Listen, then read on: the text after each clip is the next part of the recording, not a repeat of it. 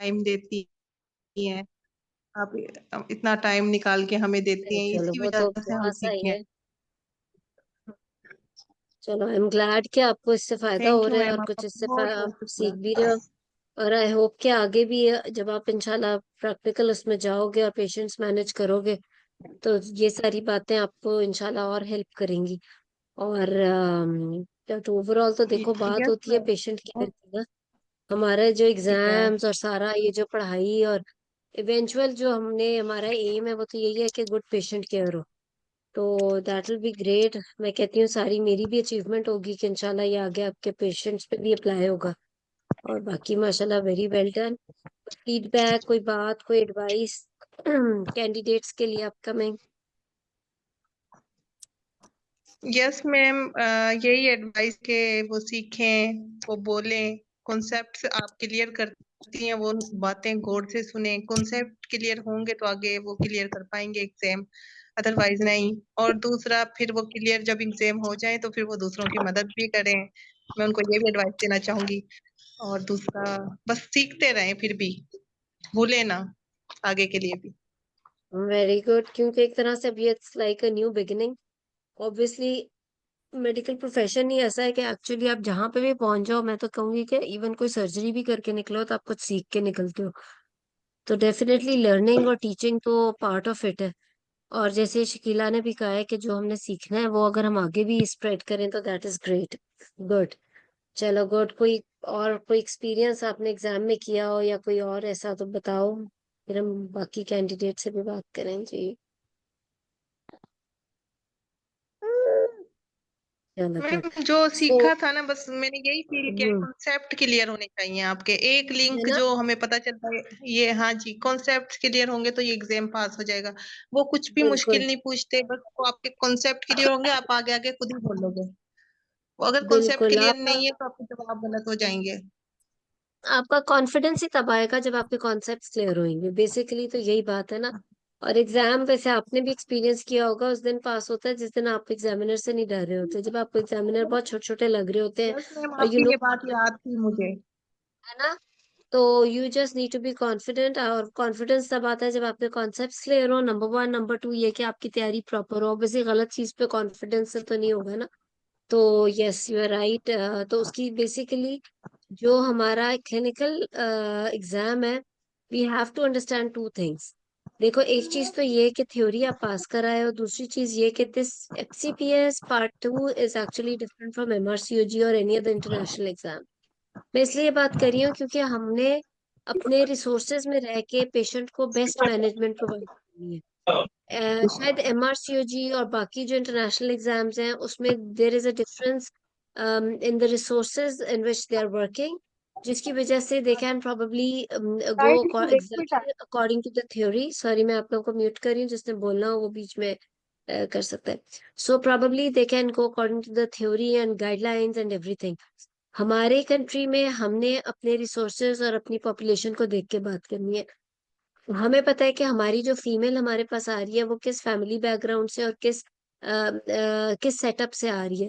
If there are few women who are coming to you who may not ever come to you again, आपने उनको accordingly manage करना है। Then there are women who may have a disease but at the same time उससे भी बड़ी एक और disease इनके साथ हो, मे बी अ मेडिकल डिसऑर्डर और अनीमिया जिसका आज तक कभी किसी को पता ना लगा हो।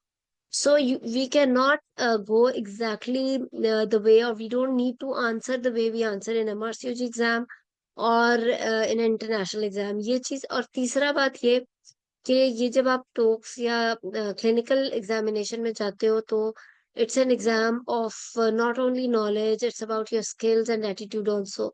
The way you are behaving, the way you are taking the scenarios, the way you are responding, the way even जब आप आंसर करते हो, मैं हमेशा अपने क्लासेस में कहती हूँ whenever you respond for an answer to an examiner, आपकी प्रायोरिटी किस तरह है वो भी मैटर करते हैं। बेशक आप सारी चीजें कवर कर रहे हो, may be you are covering all the special investigations which are other than the baseline investigations, the sequence in which you are asking for the examination is also noticed। इसको कहते हैं एटीट्यूड, यानी कि आपके लिए प्रायोरिटी पे क्या था। ऑब्वियसली फॉर एग्जांपल इनफर्टिलिटी है, प्रायोरिटी पे हमारे लिए वो इन्वेस्टिगेशन है जो कि सबसे कम इंटरवेंशन वाली है, जैसे कि हस्बैंड सेमेन एनालिसिस।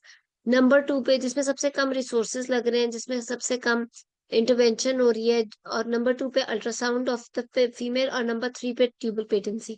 अगर कोई कोई कैंडिडेट इन्हीं चीजों को, ऑल्दो तीनों चीजें कवर होगी, लेकिन इस सीक्वेंस पे कह दे कि ट्यूबल पेटेंसी पहले, फिर सीमेन एनालिसिस, और फिर अल्ट्रासाउंड, तो it is also correct, but it is not exactly the way the examiner wants to hear, because they want to know कि आप किस सीक्वेंस में भी मांग रहे हो. So this is the attitude, कितना आपकी प्रेजेंस ऑफ माइंड रहता है. आप एक एनीमिया को ट्रीट कर रहे हो, but at the same time आपका कितना प्रेजेंस ऑफ माइंड है उस चीज को, उस बेसिक उस पर्टिकुलर सिनेरियो को लेकर. एक्सक्यूज मी, एक मिनट.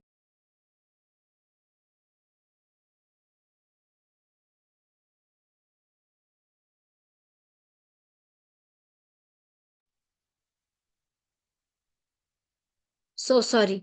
सो मैं आपको ये बता रही थी कि आपको, सो यस, सो इसमें कोई शक नहीं कि आपको थ्योरी बहुत अच्छी रिवाइज करनी है.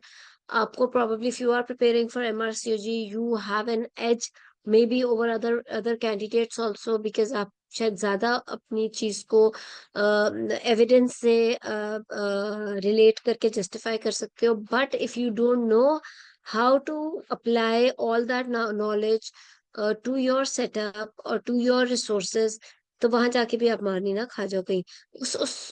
उस लेवल पे भी आपको पता होना चाहिए. सो ये सारी चीजें अगर लिंक करके हो तो वो बहुत बेहतर हो जाएगा. यस ठीक है, ma'am, so good. Thank you, आपका बहुत बहुत शुक्रिया। मैंने आपकी ये बात भी याद रखी थी, आपने डरना नहीं है किसी से। Thank you ma'am. करने की बात ही नहीं, बिल्कुल बिल्कुल. चलो, दैट्स ग्रेट. वेलकम. चलो, अब सेलिब्रेट करो, एंजॉय करो फैमिली के साथ. Okay, yes ma'am. अच्छा, चलो गुड. और कोई कैंडिडेट, एनी पासिंग कैंडिडेट अपना एक्सपीरियंस, और हु हैज नॉट पास्ड, वो तो ज्यादा वेलकम है, क्योंकि जिन्होंने पास नहीं किया शायद वो हमें ज्यादा ऐसे सिनेरियोज बता सकें जो हम और डिस्कस भी कर सकें, या कोई और उसका सोल्यूशन निकाल सके मिलकर. जी. अस्सलाम वालेकुम मैम। वालेकुम सलाम जी. सबिया, ठीक है आप? मैम जी मैम मेरा एग्जाम क्लियर हुआ है अल्हम्दुलिल्लाह, इस्लामाबाद से ना।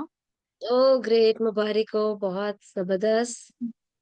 मैम एक्चुअली हमारे इस्लामाबाद का रिजल्ट बहुत अच्छा होता है, लेकिन पिछले साल और इस साल इतना अच्छा नहीं रहा। इन लोगों ने ना मैम एग्जामिनर स्विच किए हैं। मेजोरिटी जो हमारे पास थी हम्म. वो कराची में थी, और मैम बेचारी हमारे साथ कराची की लड़कियां आई हुई थी, ठीक है. कराची से बच गई थी। मैम कराची की एग्जामिनर बहुत बदनाम है ना ma'am. I know, I know. और सो मैम आई विल वो टेल एक यू. ये एक बड़ा इंटरेस्ट, सॉरी, आगे आपकी बात सुनते हैं, ये बड़ा इंटरेस्टिंग पॉइंट भी आने किया. देयर इज एन आइडिया, या एक चीज हमारे कंट्री में सर्कुलेट करती है कि इस्लामाबाद सेंटर का रिजल्ट ऐसा, लाहौर का ऐसा, कराची का ऐसा. And this is true, very frankly.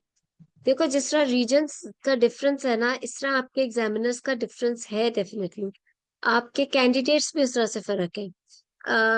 जैसे मैं आप लोगों की क्लासेस भी लेती हूँ, और इस तरह से whenever we go to the conferences and we meet people all over the country, frankly when I take your classes, मुझे थोड़ा सा आपके बात करने के स्टाइल और आपके क्वेश्चन से भी अंदाजा हो जाता है कि आप किस एरिया में बैठे हुए हो और आप कहाँ से क्वेश्चन कर रहे हो. देयर इज अ डिफरेंस, इसमें कोई शक नहीं. इस्लामाबाद के लोग फर्क है, ऑब्वियसली लिटिल डिफरेंस उनका, उनका अप्रोच और उनका the way they study. Lahore के डिफरेंट है, कराची के डिफरेंट है. और फर्क क्या है, मैं बताती हूँ. जो इस्लामाबाद वाले आज तक समझे जाते थे, वो ये समझे जाते थे कि they are little broad minded in a way, कि दे, वो थोड़ा सा लाइफ को थोड़ा सा इजी लेके, थोड़ा सा मार्जिन दे देते हैं, और कैंडिडेट्स के साथ भी इजी रहते हैं, और कैंडिडेट्स की भी इसी तरह थोड़ा इजी, और वो है इस्लामाबाद के, बिकॉज पेशेंट्स भी काफी फर्क है, एक्सेट्रा एक्सेट्रा. देन लाहौर में ये था, Lahore was in between Islamabad and Karachi. Lahore में सख्ती भी थी, कुछ एग्जामिनर्स बहुत सख्त. फिर लाहौर में कुछ बहुत ही ज्यादा एक्सट्रीम केसेस बहुत आते हैं हॉस्पिटल्स में, पेरिफेरी से, ये वो. तो यहाँ पर मार्जिन कम दी जाती थी, और रिजल्ट कंपैरेटिवली बुरा as compare to Islamabad. Karachi में क्या है, कराची में जो हमारे कैंडिडेट्स हैं और जो एग्जामिनर, वो दोनों बहुत तेज हैं. ठीक है, ये बात तो है. वो इस्लामाबाद और लाहौर से थोड़े से तेज भी है, मैं कहूँगी एडवांस्ड भी है, they are more little more not exactly more updated than the other places, but वो शायद ज्यादा एकेडमिकली इन्वॉल्व समझे जाते हैं, उनके दिमाग एक जनरेशन के हिसाब से शायद ज्यादा तेज है, they speak very in a very fast way, उनकी उनके बोलने का स्टाइल बहुत तेज होता है। और what I have noticed it के किसी चीज का मार्जिन वहां नहीं दिया जाता। एग्जामिनर भी उतने ही तेज और शार्प हैं जितने कैंडिडेट्स। तो हमेशा से होता था कि कराची में बहुत ज्यादा एक्सपेक्टेड होता है कैंडिडेट से, कि whatever they are saying बहुत ज्यादा उनसे एक्सपेक्टेशंस भी ज्यादा होती हैं। और फिर कराची में जो पेशेंट्स आते हैं वो ऐसे ऐसे सिंध के, जो हमने सुना भी है, मैं तो लाहौर से हूँ खैर, तो वो ऐसे सिंध, इंटीरियर सिंध के और गए गुजरे से बेचारे बहुत ही ज्यादा उस तरह के पेशेंट्स आते हैं। तो इसलिए कराची में हमेशा से होता था कि कराची का रिजल्ट भी नहीं अच्छा होता था, हालांकि कैंडिडेट्स उसके सबसे ज्यादा शार्प और सबसे ज्यादा पढ़ाई में भी और हर चीज में। उन और कराची के जो कैंडिडेट्स हैं उनके बारे में जो मैंने देखा, खुद भी नोट किया, और मशहूर भी है, मैं कहूँगी ठीक मशहूर है, कि वो बहुत सारी चीजों में टांग अड़ा के रखते हैं। लाइक इधर वर्कशॉप हो रही है पहुंच जाना, उधर हो रहे थे, वेरी एक्टिव। मतलब दे नेवर थिंक कि हमारे कराची के किसी और हॉस्पिटल में वर्कशॉप हो रही है तो हमारा ये काम है, उन्होंने वो भी they try to go everywhere. Lahore में ये है कि दे आर लिटिल फोकस्ड। वो उनको होता है कि जहां हम काम करें बस सारा वहीं से ही मैक्सिमम गेन करें, वो वहां से कम निकलते हैं। इस्लामाबाद में थोड़ा सा काम सा माहौल है। सो मतलब नॉट, आई वुड नॉट से कि वो पीछे हैं किसी से, लेकिन एक एक थोड़ा सा है कि वो चीज पूरी करते हैं लेकिन बहुत टेंशन नहीं मचाते, ठीक है, बहुत शायद शो ऑफ नहीं करते हैं, टेंशन नहीं मचाते, कर रहे होते हैं। तो ये कॉन्सेप्ट, अब इस वजह से रिजल्ट्स में बहुत फर्क होता था। इस्लामाबाद में सबसे ज्यादा पासिंग रेट होता था क्योंकि वो थोड़ा सा मार्जिन दे देते थे। कराची में बिल्कुल भी नहीं, लाहौर में in between but little strict also. तो अब सीपीएसपी ने बहुत ही ट्रेंड देखा, लड़कियां क्या करती थी, दो दो एग्जाम पास हो रहे हैं लाहौर से फॉर एग्जाम्पल, तो लाहौर में तो बहुत ही ट्रेंड था इस्लामाबाद जाके देने का, क्योंकि लाहौरियों के लिए बहुत आसान है इस्लामाबाद जाके रहना। कराची वालों ने भी अभी शुरू कर दिया था कि it's better to go and appear in Islamabad, क्योंकि वहां पे एटलीस्ट कुछ तो हमें मार्जिन मिल जाता है ना। तो वो अब सीपीएसपी ने क्या किया, उन्होंने शफलिंग कर दी एग्जामिनर्स की, उन्होंने कहा चलो, which is again a right thing to do. तो वो जब शफलिंग हुई है तो वो अब लक है कि कराची में बैठे हुए आपको इस्लामाबाद का एग्जामिनर मिल रहा है, तो चलो ठीक है, थोड़ा सा उसका बिहेवियर ऐसा है कि वो लीनियंसी शायद दे दे, एटसेट्रा एटसेट्रा। तो वो अब मिक्सिंग की वजह से अब इस दफा मैंने सुना है इस्लामाबाद का बड़ा बुरा रिजल्ट आ गया, ऐसे ही है ना सबिहा? यस मैम, ऐसे ही है। है ना, ये स्टोरी चली है। और ये हम सब मानते हैं, जो बात मैंने आपको की है इस्लामाबाद कराची लाहौर की, ये जनरेशन में फर्क है, ये हमारी बॉडी लैंग्वेज में या हमारी ग्रूमिंग में, कि ये थोड़ा सा फर्क है हम लोगों में। कि कराची वाले are very bold, they are very fast, they want to get into everything, वो अपनी जगह में नहीं रहते, वो हर जगह इन्वॉल्व हो जाते हैं। और इस वजह से उनसे एक्सपेक्ट भी ज्यादा ही शायद किया जाता है। तो उनके एग्जामिनर्स भी बहुत ज्यादा एक्सपेक्ट करते हैं जब एग्जाम में बैठे होते हैं। तो इस वजह से पासिंग रेट का फर्क पड़ता है, ये है बात। जी तो मैम। इसलिए इधर उधर सिटीज बदलने का फायदा कोई नहीं, ऐसे ही है ना। जी मैम, अब तो बिल्कुल भी नहीं। हम्म। मैम एक्चुअली जब हमारा एग्जाम स्टार्ट होने से पहले वो जो सीनियर होती है ना, जो सारे एग्जामिनर्स के ऊपर जो सीनियर मोस्ट होती हैं, जो कंडक्ट करवाती हैं, तो कोऑर्डिनेटर मैडम उनके जो एग्जाम कंट्रोलर है। मैम मैडम ने आके कहा कि हम लोग किसी भी सूरत पेशेंट सेफ्टी पर कंप्रोमाइज नहीं करेंगे। अगर आपको सारे स्टेप्स आते हैं हम्म। लेकिन हमें लग रहा है कि आपने पेशेंट सेफ्टी को इग्नोर किया है, तो हम आपको फेल कर देंगे। हम्म। और देखो ये कितनी मैम उसके बड़ी बात है। ये बात मैं आपके, आप पॉइंट्स अपने याद रखना, मैं एक एक पॉइंट को करती हूँ। पेशेंट सेफ्टी वाली जो बात आपने की है ना, उसमें ये बात इतनी इम्पोर्टेंट है, क्योंकि आप ये देखो, ये कहाँ पर अप्लाई होती है, जैसे मैं अपनी क्लासेस में भी कहती हूँ, for example you you are offering mode of delivery to a patient, ठीक है। मैंने आपसे कहा कि पहले जो चीज आप बोलोगे options for mode of delivery, वो आपके ख्याल से पेशेंट के लिए अच्छी है। नंबर टू पे जो बोलोगे वो ये है कि if patient is not agreeing to it and patient wants, तो चलो इट्स नॉट एब्सोल्युटली कॉन्ट्राइंडिकेटेड, तो you can offer to the patient. For example, if there is a patient who has got two relative contraindications for normal delivery, let's say she's previous one with polyhydramnios but cephalic presentation, right? There are two relative contraindications and there are two risk factors which are joined together. वरना अकेला देखो तो previous one में भी normal delivery हो जाएगी, poly में भी नॉर्मल हो जाएगी, but now we have to relative contraindication. तो इसमें जब आप मोड ऑफ डिलीवरी के ऑप्शंस पेशेंट को ऑफर करोगे, तो सेफ्टी अब कहाँ पे आपकी चेक हो रही है कि आपने पहले नंबर पे पेशेंट सेफ्टी को देखा, आपने पहले नंबर पे उसको सिजेरियन सेक्शन ऑफर किया है, बिकॉज आपकी क्या जस्टिफिकेशन है कि two relative high risk factors add हो गए इसलिए।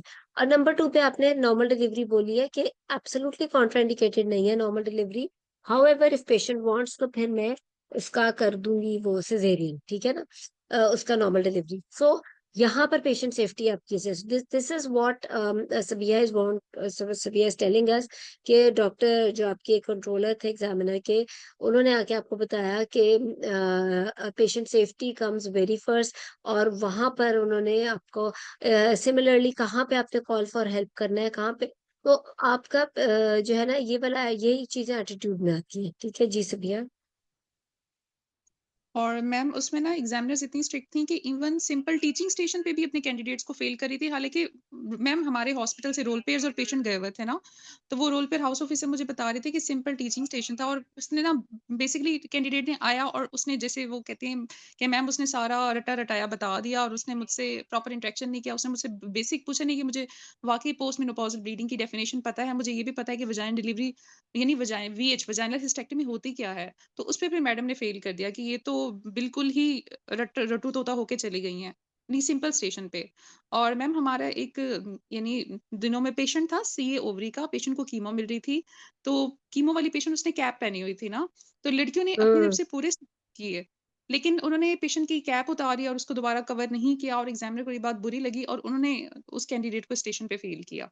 हालांकि स्टेप्स उन्होंने एग्जामिनेशन की पूरे किए, लेकिन उनको ये था कि इन्होंने पेशेंट को ह्यूमिलेट किया है, तो मीन्स कि वो छोटी-छोटी वो ये नहीं देख रहे थे कि स्टेप्स। देखो, ये एटीट्यूड की बात है, मैंने आपको यही बताया कि ये जो है ना, एग्जाम इज नॉट अबाउट, जितना जितना वेटेज क्लिनिकल स्किल्स को है उतना ही वेटेज नॉलेज को है, उतना ही वेटेज एटीट्यूड को है।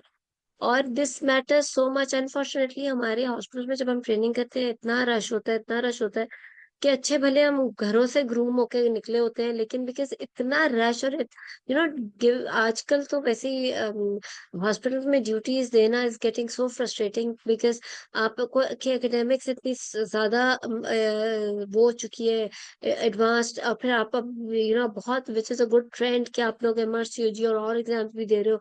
उधर पढ़ाई की टेंशन है, उधर उधर सही सही रात को 30-30 सिजेरियंस करने पड़ गए हैं। उसके अलावा ये कि बच्चे family and all, so the things become so frustrating कि you forget your grooming which is actually coming from your home also. So लेकिन ये जो एटीट्यूड्स हैं, देखो whenever you approach your patient, आप पहले देखते हो कि वो पेशेंट जो बैठा है वो सबसे पहले तो एक, we forget to give a general look when we are talking to patient, we forget that she is having an IV line or not, we forget what is she wearing, we forget what specific other than normal thing she is doing, उसके behaviour में normal से हटके क्या बात है। For example, if we are examining a, don't we leave patient covered after doing pelvic examination? Definitely yes, we never leave a patient exposed.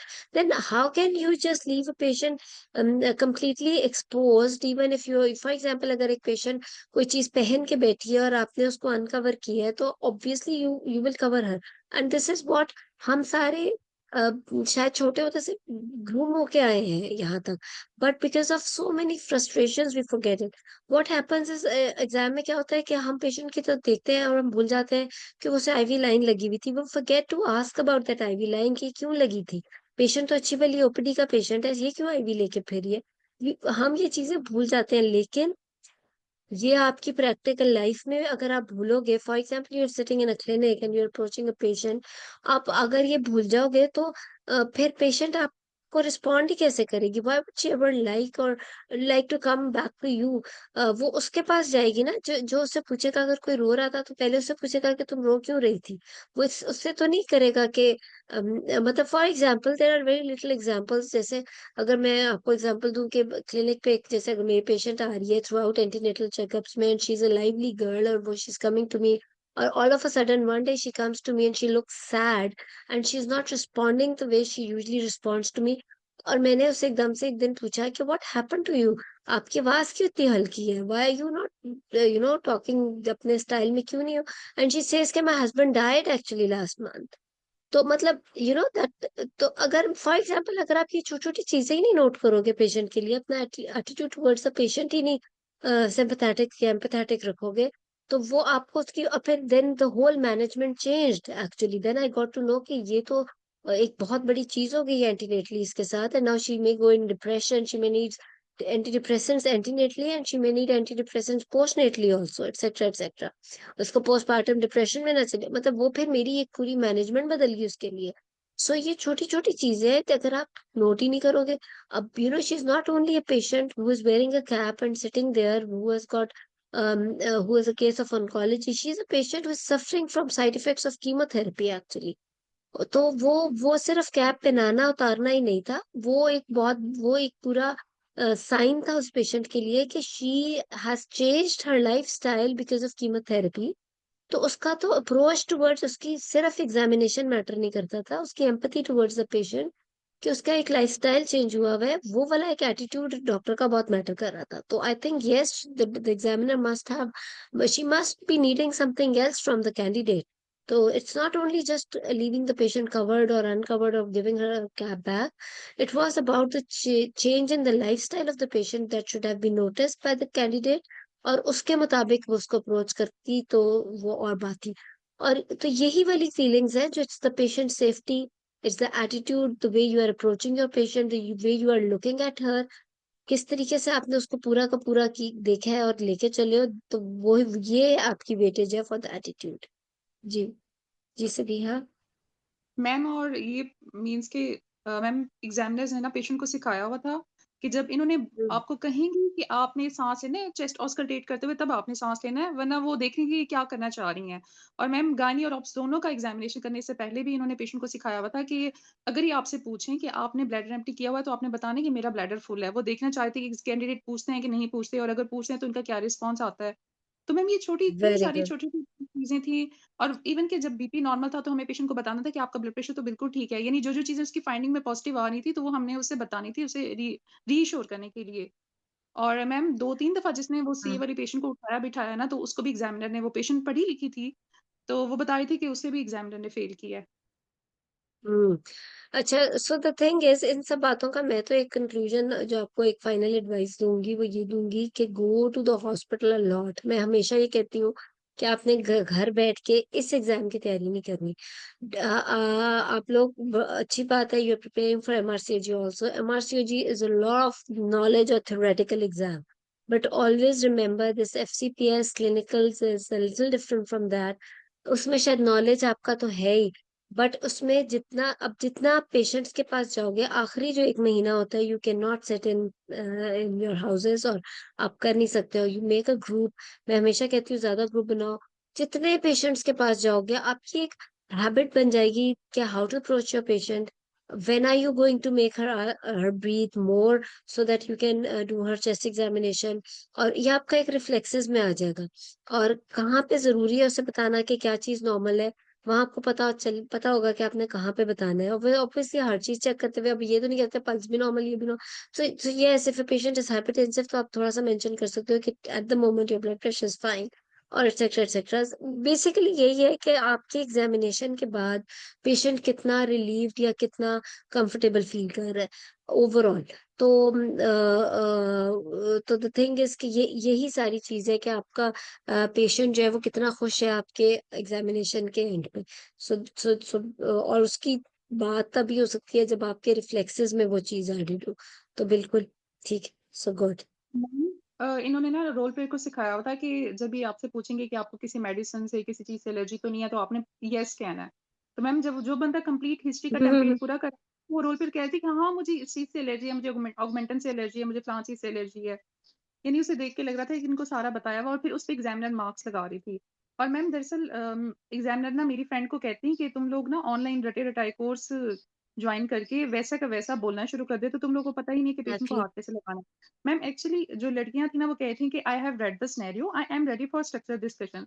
तो उसपे फिर मैडम तब गई ना, कहती ये क्या होता है? ये तुम क्या बोल रही हो? ये कहाँ होता है? ये तुम अप्लाई करती हो ये चीज़? और मैम जैसे मैंने अपने इस केस में बताया कि पेशेंट को हर्पीज़ है, तो मैं जेंटल यूरिनरी मेडिसिन को जैसे एमआरसीजी 3 की बुक्स में पढ़ते हैं कि उनको इन्वॉल्व करूँगी। तो उसपे भी एग्जामिनर मुझसे नाराज़ हुई, मुझे कहती है कि कहाँ पर है जेंटल यूरिनरी मेडिसिन? मुझे बताओ सो ज़रा। True. I am so glad, क्योंकि देखो these examiners are, I would say कि doing it so well because they really want you to be prepared to the type of patients you are going to deal with, right. और इन्होंने standard को अपना maintain रखा है, क्योंकि we can not overlap our country की, जिसे कहते हैं कि हम ये नहीं कर सकते कि हमारे हमारे जो सेटअप है उसके ऊपर हम दूसरी चीजों के अकॉर्डिंगली करें ना। तो आई am so glad, she is very right. They want कि आप वहां पर वैसे परफॉर्म करो जैसे आप अपने वार्ड्स में खड़े हो, या जहाँ जैसे आप अपने क्लिनिकल किसी भी सिनेरियो में खड़े हो, and this is so right. So yes, आप बिल्कुल वो ठीक कह रही हैं। आप एकदम से जाकर ऐसे नहीं बोल सकते कि जी I have read the scenario and all that, but it's okay. This one line is not something which is going to fail you, but yes, examiner अगर आपको एक दफा इस तरह बोल दे, आप अपसेट हो गए, अपना सारा एग्जाम खराब कर सकते हो।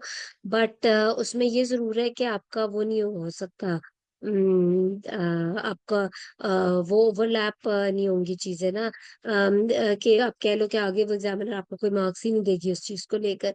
But yes, this is right. और एक चीज और बड़ी इंटरेस्टिंग है कि जैसे मैं आपसे कह रही थी कि जिस तरीके से आपका मिस हो जाता है, आपका आपके जिस तरह डिफरेंट सिटीज ऑफ लाहौर है, but I have notice because I been taking classes for more than like 10 years now. और जैसा मैंने कहा कि एग्जामिनर्स के एटीट्यूड और बिहेवियर में थोड़ा फर्क होता है, बिकॉज जिस इलाके से हम आए होते हैं वो फर्क होता है। इसी तरह कैंडिडेट्स का जिस तरह मैंने आपको फर्क बताया, इसी तरह आपका जो एटीट्यूड बहुत मैटर करता है पेशेंट्स का।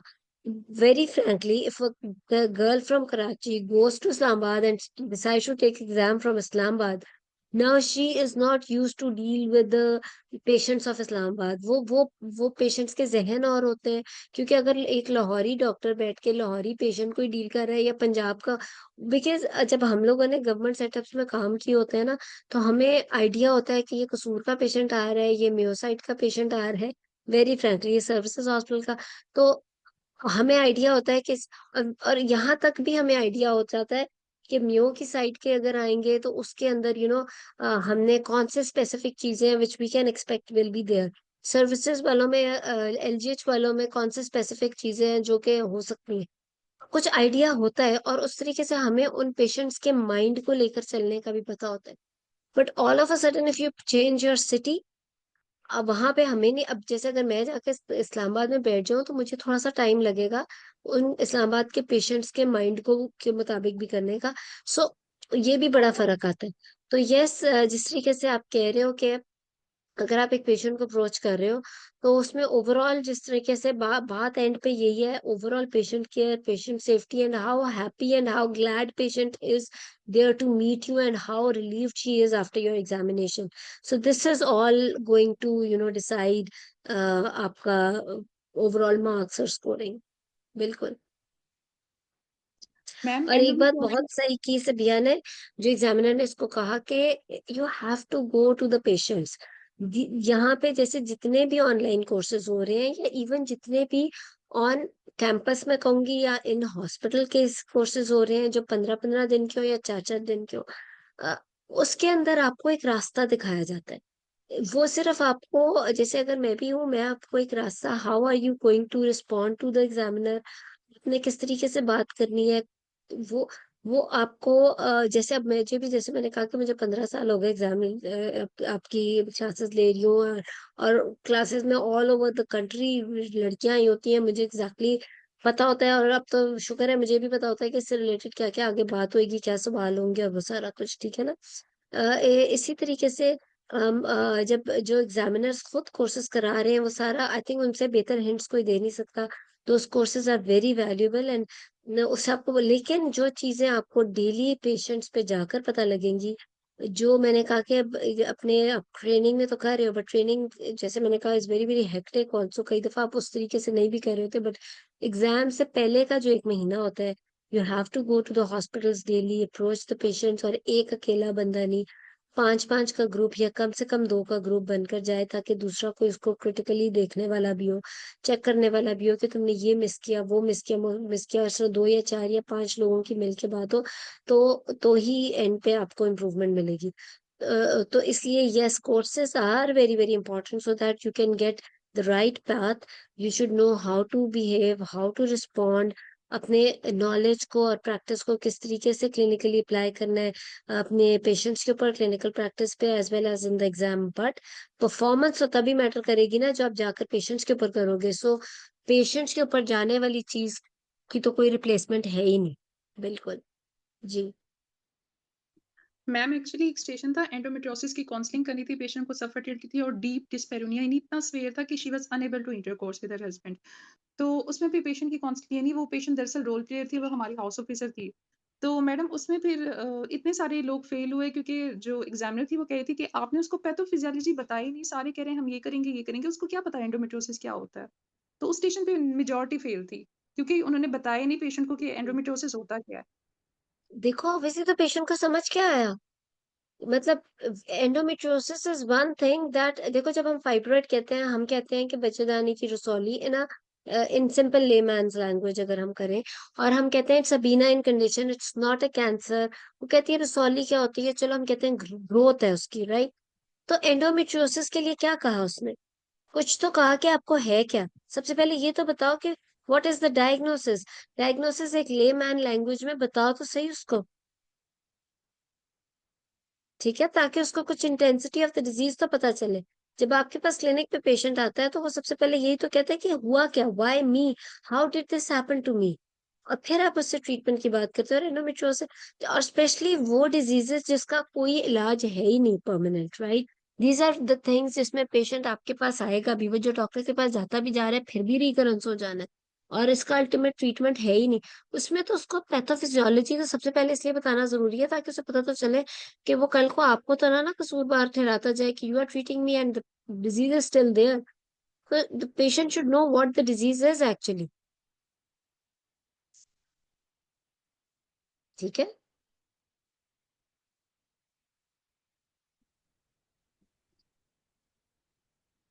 मैम अस्सलाम आप ठीक वालेकुम कह मैम। रही हैं, बिल्कुल।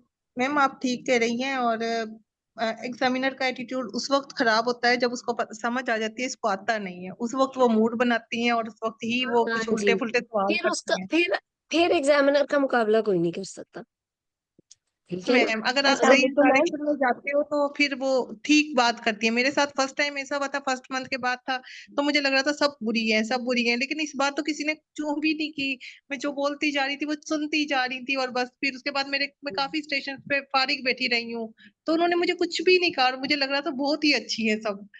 तो लेकिन जहाँ पे और एक स्टेशन ऐसा था थोड़ा मेरा गड़बड़ हुई, तो उन्होंने मुझे एटीट्यूड भी दिखाया। तो उस वक्त प्रॉब्लम्स क्रिएट होते हैं जब आप रॉन्ग जा रहे होते हो।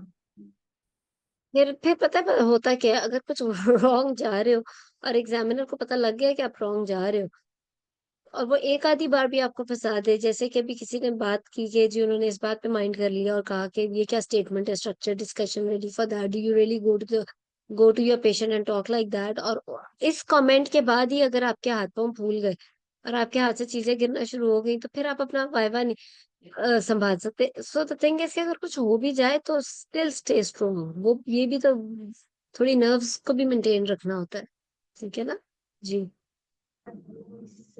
मैडम मेरा जो वाइवा था ना, मतलब मेरे सारे स्टेशंस बहुत अच्छे हुए थे। और जो है बस जो मेरा एक मैं मिस करके गई थी आरिस सेंसिटाइजेशन वाला ना चैप्टर, तो वो हम्म। उसी में से एक स्टेशन पूरा आ गया। मिस और फिर वो तो जाहिर है मैं नहीं ना कर सकती थी उसको कवर, मैं जस्ट रिवाइज नहीं कर सकी थी, मतलब मैं इतनी एग्जॉस्ट हो गई थी लास्ट नाइट के। फिर जो है ना जो इम्पोर्टेंट चीजें थी फिर मैं उनमें से बस बहुत इम्पोर्टेंट की और वो नहीं मैं कर सकी रिवाइज। लेकिन मैडम मेरे बाकी सारे स्टेशन पे मुझे वेरी गुड एक्सीलेंट इसी तरह मतलब मुझे वो मिलता रहा ना। लेकिन मुझे जो ज्यादा अफसोस इस चीज का हुआ कि जो मेरा शॉर्ट केस था गायनी का, उस पे मैंने ना जब मैं हिस्ट्री और एग्जामिनेशन लेके जब मैनेजमेंट वाले स्टेशन पे पहुंची तो उन्होंने कहा कि इन्वेस्टिगेशंस कौन सी करवाओगी। तो मैंने कहा मैडम मैं ब्लड सीपी और blood group hepatitis B sufficient XAV और यूरिन रूटीन एग्जामिनेशन। कहती तुम यूरिन आरी क्यों करवाओगी। मैंने कहा मैडम इसलिए क्योंकि वो डायबिटिक पेशेंट है और मैंने उसका हिस्ट्री में पूछा है कि उसका कंट्रोल कैसा है, लाइक उसको कोई रिकरेंट यूटीआई इन्फेक्शन तो नहीं रहते। उसने कहा मेरे बार बार इन्फेक्शन भी होता है, यूटीआई भी होता है और पीवी डिस्चार्ज भी होता है। तो दैट्स वाई मैं आई वांट टू सी कि कोई पसल्स है या कोई उसको वो है तो ग्लूकोज यूरिया है, तो मैं उसके अकॉर्डिंगली उसे ट्रीट करूंगी, क्योंकि शुगर भी कंट्रोल करूंगी, लेकिन साथ साथ उसको एंटीबायोटिक्स देके उसका इन्फेक्शन भी कंट्रोल करूंगी। कहती है I am not satisfied. Madam उस एग्जामिनर ने मेरे 8 देखो, मिनट्स जो है ना इस बात पे वो कर जब दिया। भी मैं आपसे क्या क्यों करवाऊं? सवाल हो बेसलाइन इन्वेस्टिगेशन से रिलेटेड कि why did, for example, urine complete examination is a baseline investigation and examiner asked you why you getting it done, your first response, मैंने आपसे कहा कि आपका the way you answer and the way you respond, कई दफा आप सवाल के जवाब ठीक दे के आए होते हो but when you come back home you don't know why they didn't like it, क्योंकि इस एग्जाम में आपने सिर्फ बेसिक बातें नहीं बतानी या सिर्फ नॉलेज नहीं बतानी, मैंने आपको बताया कि आपका एटीट्यूड पता लगेगा आपके the way you respond to her. अब आपसे उन्होंने एक बेसलाइन इन्वेस्टिगेशन का सवाल किया, आपने कहा यूरिन, वो उन्होंने कहा यूरिन क्यों कराओगे, तो पहला जो जवाब है वो तो ये होगा ना कि it's a baseline investigation, it's done to see the general health of the patient. Madam madam मैंने उसके बार बाद बार एंड उनको एज कहा। शी इज डायबिटिक, हाँ मैं बता रही हूँ, and as she is diabetic also, so in addition to that, after seeing the pus cells and protein urea and the ketone urea and nitrates and bacteria, I would like to see blood so sugar if it is there in the blood, in the urine also। जवाब देने का style ये होना चाहिए था। Instead कि आप कहते हैं कि मैं यूरिन आ रही इसलिए करा रही हूँ क्योंकि वो डायबिटिक है और मैंने इसका sugar, your answer should have started that it's a baseline investigation, I want to know the general health of the patient like other baseline investigations, I am getting the urine complete investigation done to see pus cells, nitrates, proteins, bacteria, वो सारा, and in addition to that, as my patient is diabetic also, so I can have a look at the sugar if it is there in the urine also. So I can see if it's getting affected because of the diabetes. ये जवाब था। Madam exactly 100% आप believe करें मेरा, मैंने यही answer उनको किया था। तो शुगर पे एम्फसाइज नहीं ना करना था इसमें, क्योंकि यूरिन आ शुगर पे रही है, आप नहीं किया शुगर था के लिए नहीं करा रहे। मैडम, उनको पसल्स का आपका भी कहा था। एम्फसिस सारा नहीं भी नहीं ना कहना था, आपने कहना ही सिर्फ उसका था।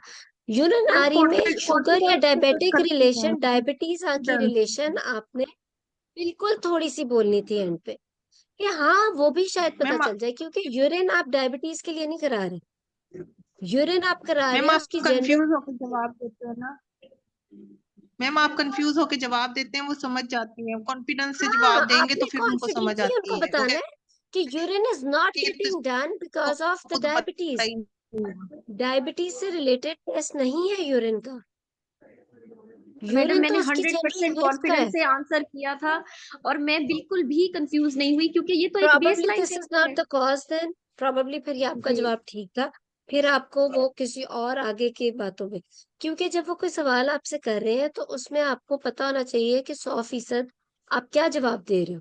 अगर ये इन्वेस्टिगेशन आप करा रहे हो तो ये किस चीज को देखने के लिए करा रहे हो।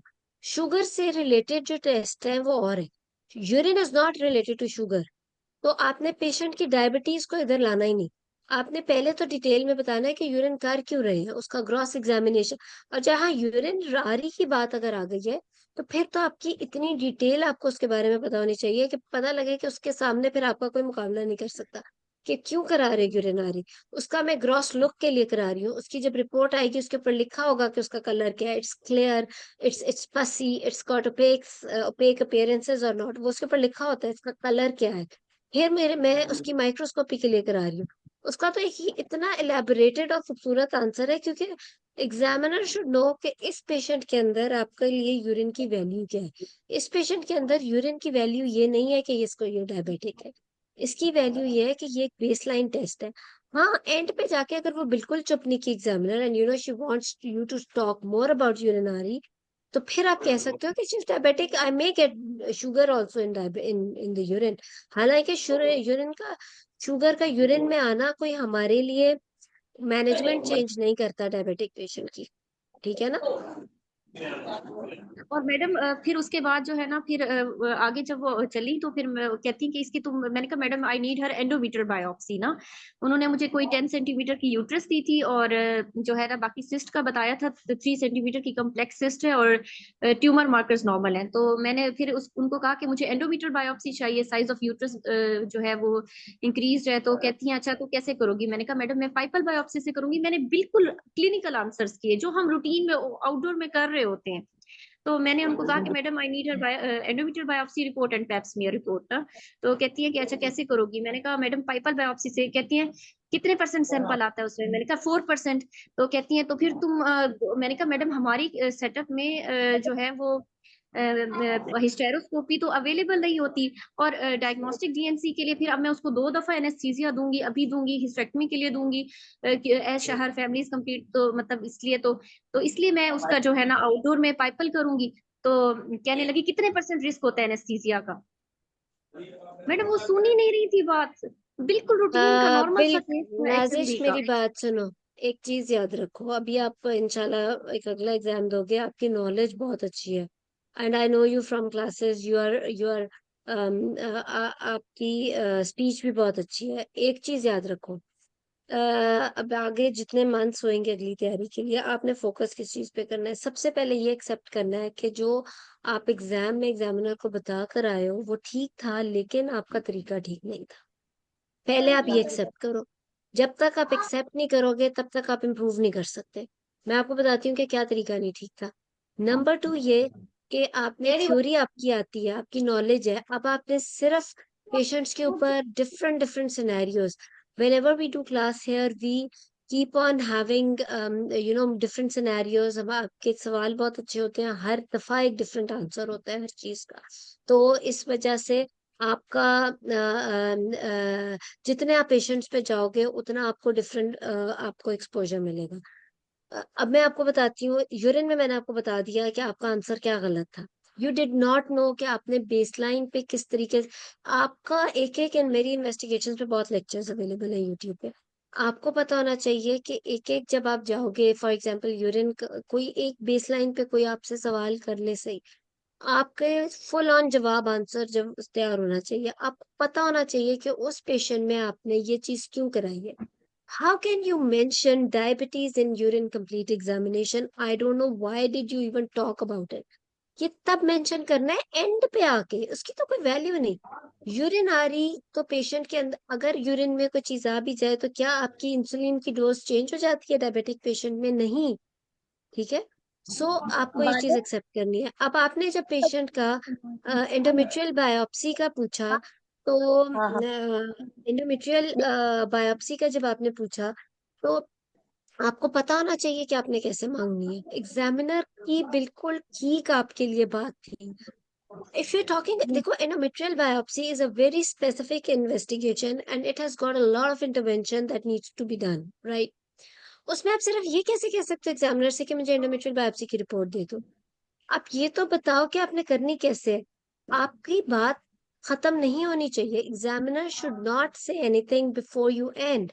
आप उसे बताओ कि it can either be done through PayPal, it can be done under anesthesia, blind DNC, or it can be done hysteroscopically also.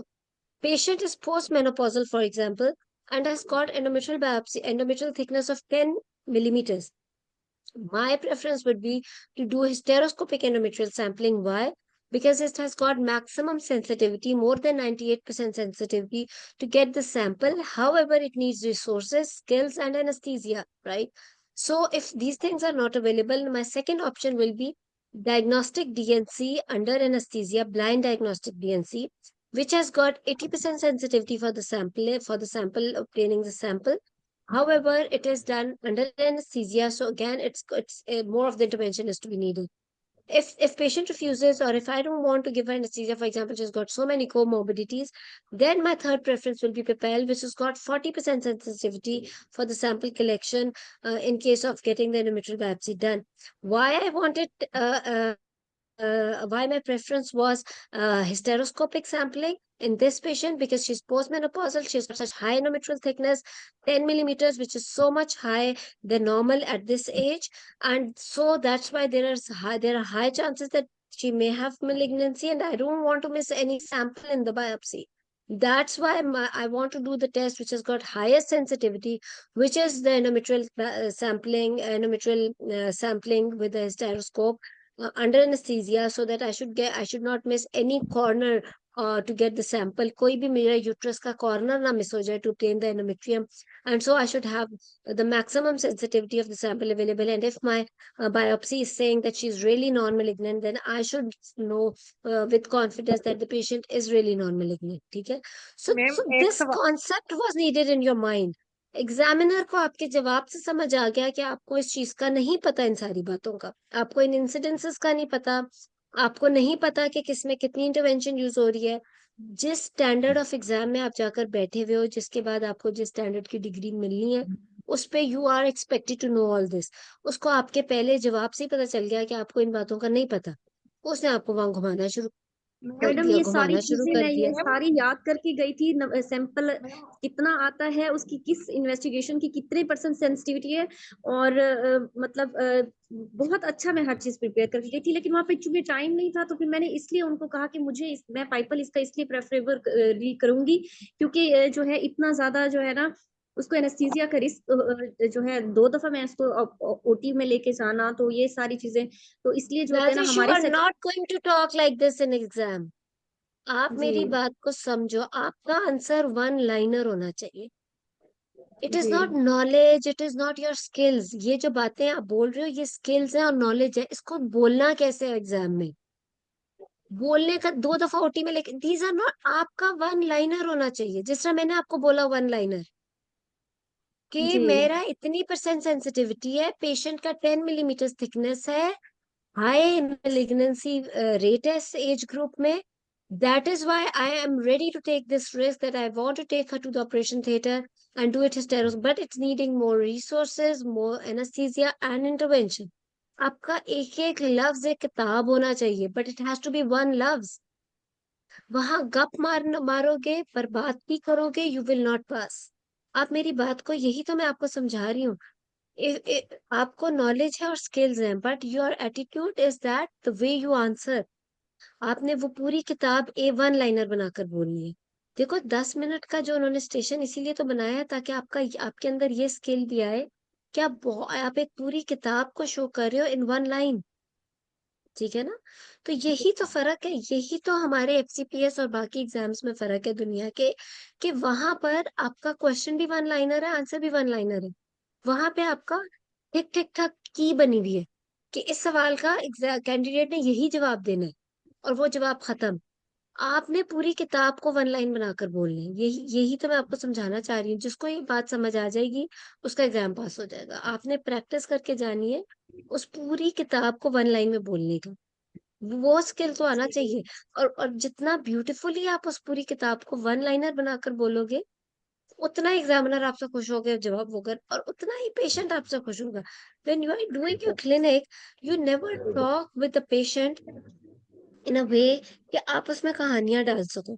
आप जब एक वार्ड में कर रहे होते हो पूरा राउंड, और आपके 50 पेशेंट्स हैं उस लेबर रूम में के अंदर बैठे हुए, और आपने वो सारे के सारे पेशेंट्स गुजारने हैं, बिकॉज अब तो इतना रश होता है कि आई नो एक एक बेड पे भी 2-3 पेशेंट्स कई दफा होते हैं, and you are doing the round, and for example you are counselling the patient at the same time you are interacting with the patient also, और आप सीनियर मोस्ट पर्सन और आप राउंड कर रहे हो, every word you are talking the patient means a value to her, क्योंकि आप पूरे दिन में एक दफा राउंड करने आए हो, और उसने पूरा दिन इंतजार किया है कि इस डॉक्टर ने आकर मेरे ऊपर राउंड करना है।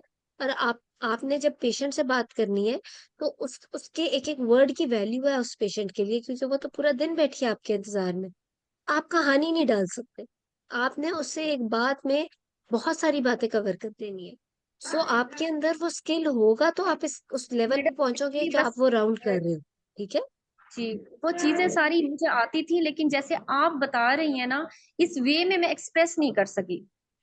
इंशाल्लाह इसी की तो प्रैक्टिस करनी है। बेसिकली मैं जो क्लासेस लेती हूँ, मेरी वही बात है कि I think I may not be able to ask you to perform on the patient, because we are sitting, हम बहुत दूर दूर से बैठे हुए हैं। मुझे मैसेजेस जो आते हैं, पता नहीं कौन कौन से शहर, कई दफा तो मैंने वो शहर का नाम नहीं सुना होता, और फिर मैं गूगल करती हूँ तो आई गेट टू नो कि वो सिंध के, इंटीरियर सिंध के कौन सी जगह पे हमारी वो डॉक्टर माशाल्लाह बैठी हुई है, और she is preparing for the exam, etcetera etcetera. तो दिस इज ये बहुत ही अच्छी बात है। और साथ उसके साथ साथ जो है इसलिए हम शायद उस तरह लाइव पेशेंट्स के ऊपर परफॉर्म ना कर सकें, but I am here to give you a रास्ता, एक रास्ता दिखाने के लिए कि आपने करना क्या एग्जाम के अंदर। आपने वही अपनी नॉलेज को किस तरीके से बोलना है ताकि आपकी वो पूरी नॉलेज एग्जाम में हो जाए। जी जी मैडम, थैंक यू। वेलकम। हाँ गुड मेरे लक। केस में एक आप क्लासेस में भी पेशेंट आओ, थी आप फाइब्राइड कोर्सेज भी यूट्रस के अटेंड करो, आप पेशेंट्स पे भी करो, एंड इंशाल्लाह आप देखना, because you are ready to take, आप पास होने के लिए तैयार हो एग्जाम में।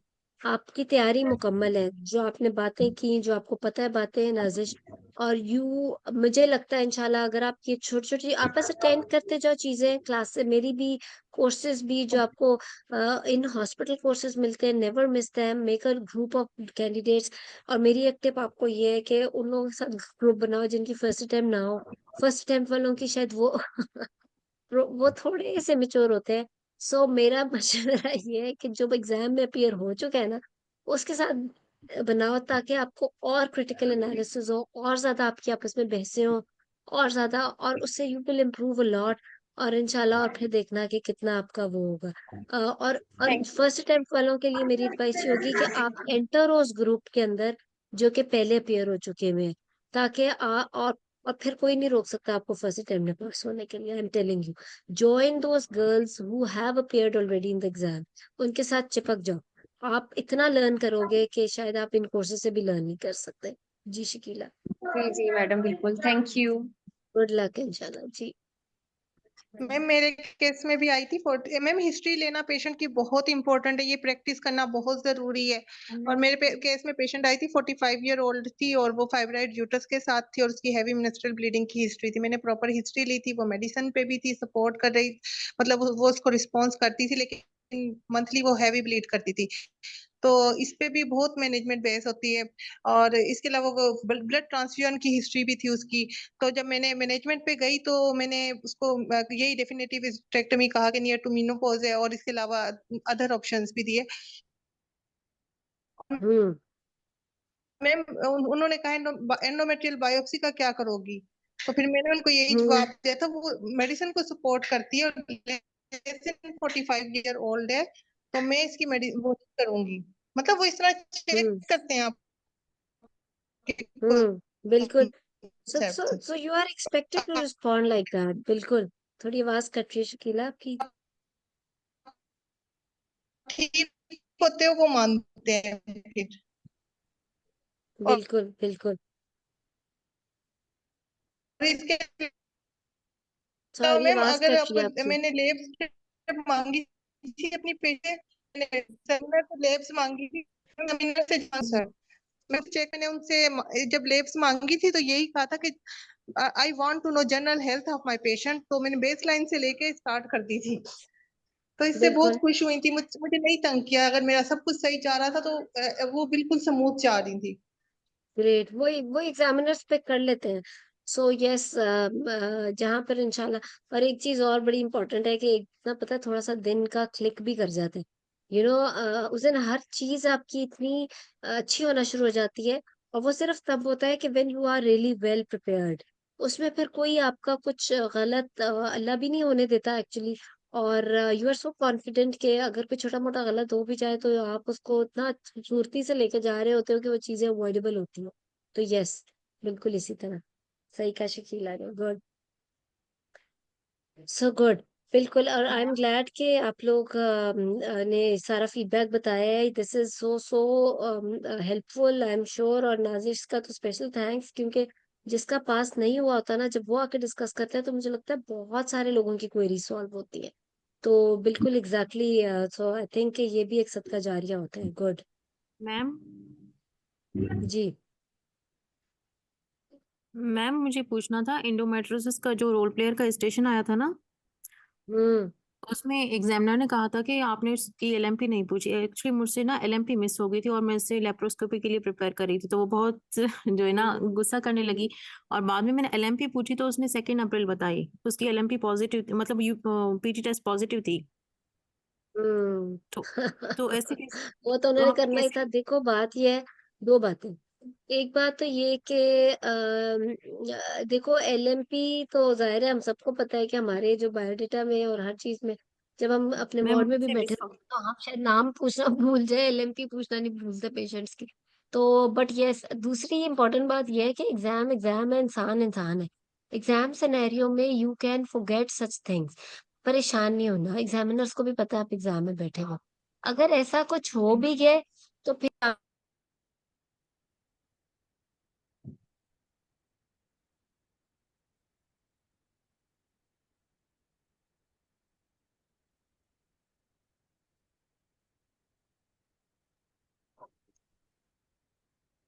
So sorry. So I was telling you कि तो एग्जामिनर को आइडिया होता है कि आप एक ऐसी बेसिक मिस्टेक कर दो।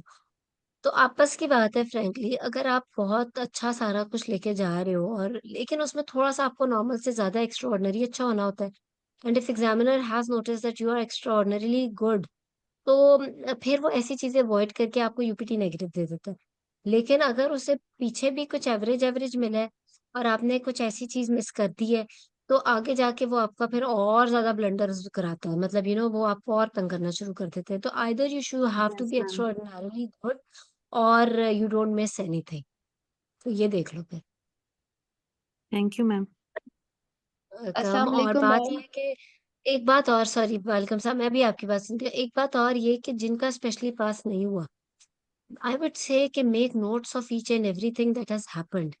Every station जो अच्छा हुआ उसका भी, क्योंकि जो अच्छा हुआ है वो आपका अच्छा ही रहेगा अगले एग्जाम्स में। आई एम टेलिंग यू, जो टॉपिक्स आप अच्छे करके आए हो ना एग्जाम में, जिसमें आपको पता है एग्जामिनर्स आपसे खुश थे, वो आपको कोई नहीं अब बदल सकता। वो आपके अगले एग्जाम्स में भी वो चीज अच्छी रहेगी। और जो अच्छा नहीं हुआ, make notes of those things. You can always come up in my classes, मेरे से वो चीजें डिस्कस करो। If you want to discuss personally on phone में, जो लोग मैसेजेस करते हैं, कॉल भी कर सकते हो। लाहौर वाली लड़कियां तो मेरे पास कल परसों आई भी हुई थी मेरे क्लिनिक पे। So I am always there to help you, मैं तो अवेलेबल हूँ।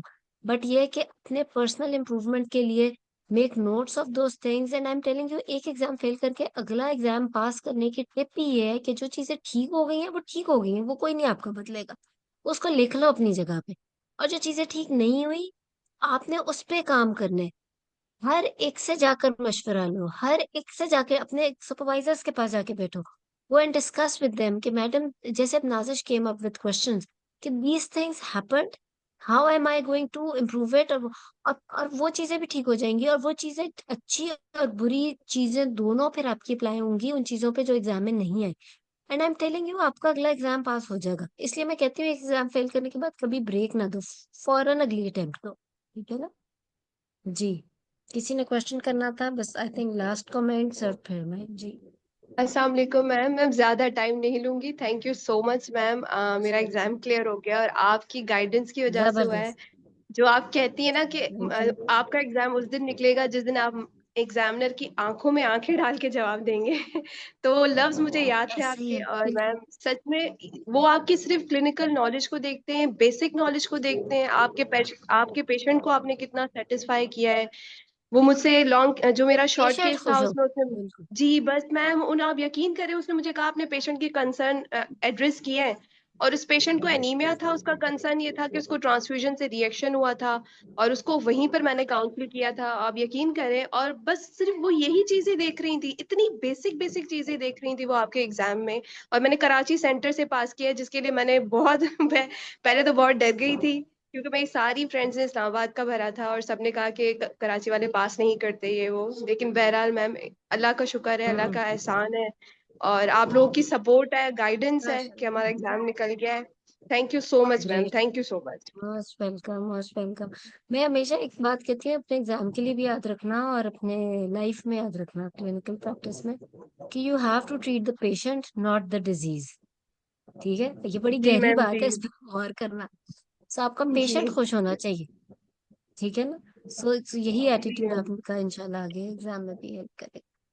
ठीक है, सो गुड, वेरी गुड। इंशाल्लाह क्लासेस हमारी चलती रहेंगी। और थैंक यू जितने सारे आए, अपना एक्सपीरियंस शेयर किया, बड़ा इससे भी फायदा हो जाता है। और इंशाल्लाह हम नेक्स्ट संडे को भी मिलते हैं। अब नए हम पैटर्न से और नए तरीके से हम स्केड्यूल से हम शुरू करते हैं। और good luck to all those जिनका पास हुआ, क्योंकि अब भैया जिंदगी में और बड़ी लर्निंग है, आगे आगे इंशाल्लाह बढ़ना है। और सेलिब्रेट करो, एंजॉय करो अपनी सक्सेस को इंशाल्लाह। और इसी तरह मेहनत करो, और जिनका पास नहीं हुआ उनके लिए तो मैं भी, हम सब हाजिर हैं। तो इंशाल्लाह इसी तरह हम कंटिन्यू करेंगे। ठीक है, चलो गुड लक।